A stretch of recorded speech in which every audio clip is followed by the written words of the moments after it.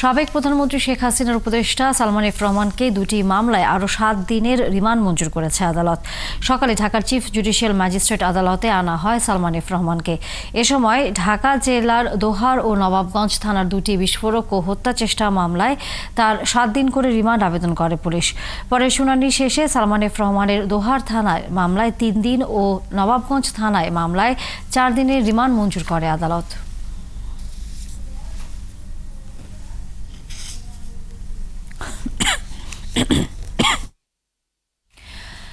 দর্শক, আদালত প্রাঙ্গণ থেকে আরো খবর নিয়ে যুক্ত হচ্ছেন আমাদের সহকর্মী মাইনুল মারুফ। মারুফ, যাদের গ্রেফতার করা হয়েছে তাদের মধ্যে এখন পর্যন্ত কাউকে আদালতে আনা হয়েছে কিনা, এবং একই সাথে আমরা যতটুকু জানি যে সালাম মুর্শিদি ছাড়া আর কারো রিমান্ডের আবেদন করা হয়েছে কিনা পুলিশের পক্ষ থেকে?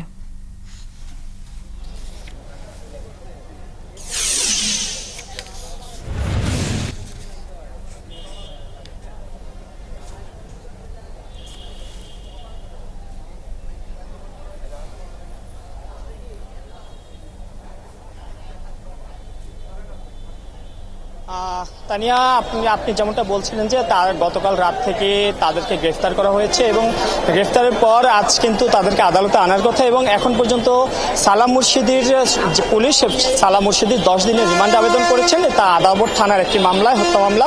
সেই মামলায় সালাম মুর্শিদিকে এখন পর্যন্ত আমরা জানতে পেরেছি, তবে বাকি আসামিদের কোন মামলায় গ্রেফতার করা হয়েছে তা এখন আমরা জানতে পারিনি। এছাড়া অন্যান্য আসামিদের মধ্যে যারা রয়েছেন তাদের কোন মামলায় গ্রেফতার বা তাদের রিমান্ড চাওয়া হবে কিনা সে বিষয়ে কিন্তু আমরা এখনো জানতে পারিনি।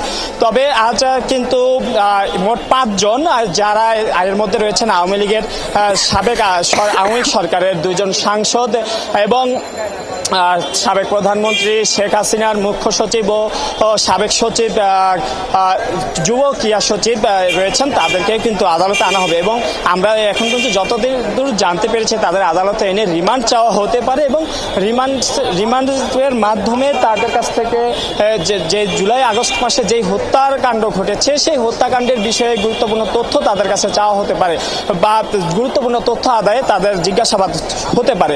এছাড়া আজ সকালে কিন্তু সাবেক প্রধানমন্ত্রী শেখ হাসিনার বেসরকারি শিল্প ও বিনিয়োগ উপদেষ্টা সালমান এফ রহমানকেও কিন্তু ঢাকার সিজিএম আদালতে আনা হয়েছিল। এবং সিজিএম আদালতে আনার পরে দোহার এবং নবাবপুর থানার 2টি মামলায় তার রিমান্ড আবেদন করা হয়, এবং 2টি মামলায় ছিল একটি বিস্ফোরক মামলা এবং বিস্ফোরক এবং হত্যা চেষ্টা মামলা, এবং 2টি মামলায় তার 7 দিন করে রিমান্ড আবেদন করা হয়। এবং 7 দিন করে রিমান্ড আবেদন করা হলে আদালতে শুনানি হয়, এবং শুনানি শেষে একজনের 4 দিন এবং একজনের কিন্তু 3 দিনের রিমান্ড, এক মামলায় 4 দিন এবং এক মামলায় কিন্তু 3 দিনের রিমান্ড মঞ্জুর হয় সালমান এফ রহমানের।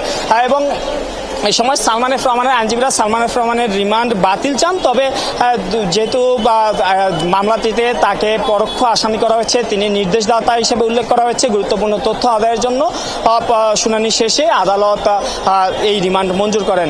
এবং আপনি যেমনটা বলছিলেন যে দুপুরের পর আসামিদের আনার কথা, এবং হয়তো আমরা যেহেতু 2টা বেজে গেছে, আশা করি যে কিছুক্ষণের মধ্যেই কাল রাত এবং সকালে গ্রেফতার করা যে সকল আসামিরা রয়েছেন তাদেরকে আদালতে আনা হবে। এবং এর মধ্যে একজনের রিমান্ড ইতোমধ্যেই পুলিশ চেয়েছে, এবং বাকিদের যদি রিমান্ড চায় আমরা তখন দর্শকদের জানিয়ে দিতে পারবো।